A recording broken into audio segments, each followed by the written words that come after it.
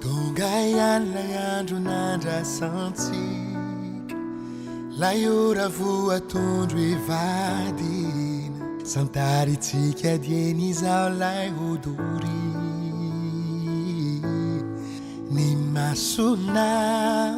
Ny masonao milaza fizao milay Nambabo ny fonao hatrizay Lainekenao omaly anio mandrakizay Ira izao sianao manomboky eto izao Mifameno isika Ira izao sianao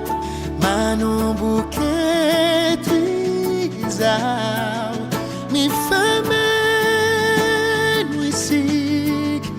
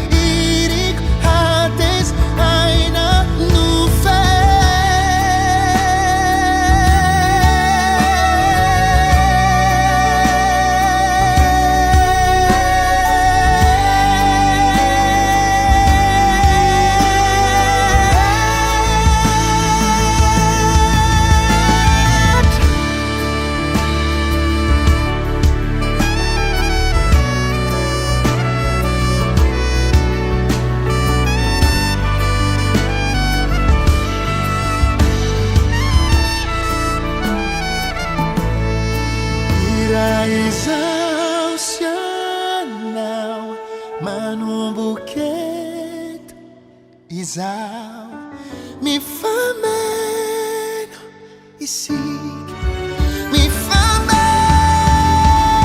isika Ira izao sianao manomboky eto izao Mifameno isika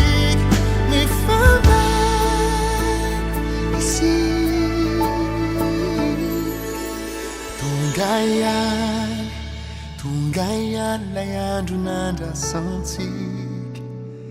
Layora voa tondro ivadina